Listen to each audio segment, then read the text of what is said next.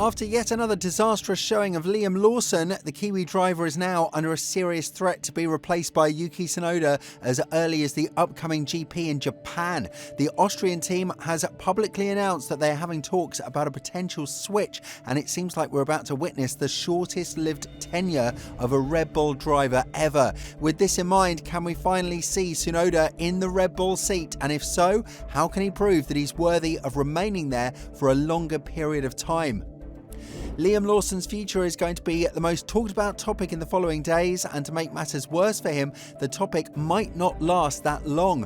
There are worries that he might get replaced as early as Japan, the upcoming race in 2 weeks, as the team is now having an urgent meeting in Milton Keynes regarding the performance of Verstappen and Lawson and how they can close the gap between them. This is something that Helmut Marko has commented on, as he went on to say, "This week there is a meeting in Milton Keynes to discuss when and how we can close the gap. Until then, it's about scoring as many points as possible. We are worried, but it's not like we are throwing in the towel." There is no doubt that Lawson has disappointed the Formula One world beyond all expectations, and although nobody believed he could challenge Verstappen for the number one position in the team, we expected for him to be within touching grasp of the four-time world champion. Right now, it seems like Lawson might be an even worse solution compared to Perez, but it's still something that needs a bit more time to unfold. Unfortunately for Lawson, he doesn't really have much of that time, as he admitted that this factor is his greatest enemy when it comes to remaining in Red Bull and proving that he has the capacity of being a solid driver. And when replying to these words of Lawson, Marko went on to say that the Kiwi driver is right. Therefore, a swap could happen very soon, because Red Bull might feel like they saw more than enough from these two races, one of which was a sprint race event in which Tsunoda scored a vital 3 points for Racing Bulls. Had it not been for the disaster class of a strategy that his team prepared for both of his races, he would have likely been in the top 10 drivers on the grid right now, further throwing shade on Lawson's performance in the top dog team. A very proper question was asked towards Christian Horner when it comes to Liam Lawson not being what the team believed would be a proper solution for Perez, and it seems like the team principal of Red Bull struggled to find words for it. Ted Kravitz from Sky F1 has pinched the needle where it hurts the most, as he went on to ask Horner directly, "But you need Lawson to score the Constructors' Championship points. You didn't pay off Checo for this, did you? I mean, the point was to replace Checo with a quicker driver, and he is just not a quicker driver." To this, the response of Horner was, "As I said, we'll have a good look at it, and we'll do what we can tomorrow." When it comes to Formula One, there is one thing that nobody can hide: performance. Liam Lawson might have sounded like the better choice for Red Bull because of the potential that he was yet to prove, but ultimately they have Racing Bulls for such situations. Although Tsunoda did seem like a very untamed driver on many occasions, raging on the radio and making silly mistakes, that version of him is not something that we've seen very often in recent history. This is why Marko has gone on to praise the performance of the Japanese driver, stating that he is far away from the driver that he used to be, which further suggests that a step towards a swap could be made very soon. Elaborating further on Tsunoda's form, Marko went on to say, "Yuki changed his management and has been performing absolutely top-notch so far. He is in the form of his life and has made another quantum leap this year. Yuki is a different Yuki from the years before. He is more mature. It took a while, but now it looks like it's working."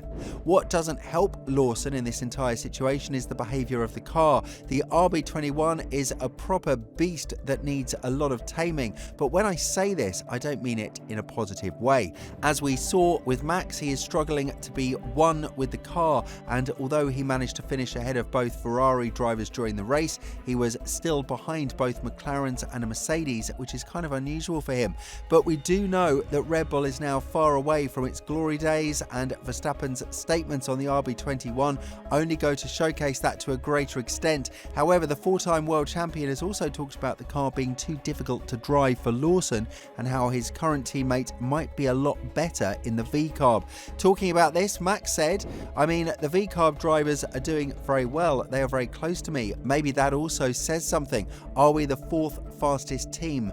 That is how it feels to me. I think Liam Lawson would go faster in the Racing Bulls car. Our car is extremely difficult. If you look at the difference between the two drivers on the other teams, they are all closer together. The V-Carb is easier to drive than ours. I also noticed that when I talked to Liam last year, I didn't think the difference between him and Tsunoda was that big. Otherwise, the team wouldn't make the choice to put him in a Red Bull either. It's never a good sign to have your teammate publicly talking about how you're going to be better in a team that has a far worse car compared to what you're driving right now, but that's the reality that Lawson needs to face sooner rather than later. Although he did show a lot of potential in 2023 and 2024, especially with his P9 finish in Singapore in 2023, it's not enough to be promoted as the second driver in Red Bull, and his statements in which he says he is not here to make friends but to win races are now backfiring on him rapidly. So will this be enough for Red Bull to finally pull the trigger and bring Tsunoda in as early as Japan? That was a question that was asked directly to the V-Carb driver, and he went on to answer without hesitation that it's something he is always ready for, even if it happens at the next race. Addressing the question, Tsunoda said, "Yeah, why not? I am always ready. In Japan? Yeah, 100%. I mean, the car is faster." The interesting part is that he was pulled right out of the microphone by the PR employee at Racing Bulls, which suggests that this is a sensitive matter and they don't want to talk about it in front of the entire world. This is precisely why the secret meeting in Milton Keynes will take place, and it's going to be interesting to see how Red Bull are going to continue pouring their trust into a driver who qualified P18, P20 and P20 in the 3 sessions so far, one of which was on pure race pace. Having a rookie Haas driver pass you and hit you with the chow is definitely embarrassing, especially when that Haas driver, Behrman, has gone on to score a point in China and has more points than you in the Drivers' Championship. And this is when we need to ask the real question. Is Tsunoda in the right when he says that the seat was given to Liam because of political reasons? Talking about this matter not long ago and sharing his desire for the Red Bull seat, Tsunoda went on to say, "I didn't really ask why Lawson got that seat over me. I think Christian mentioned it's not about performance. From what I heard from other people, they're saying that it's not performance related. It's more like a political decision. I don't know.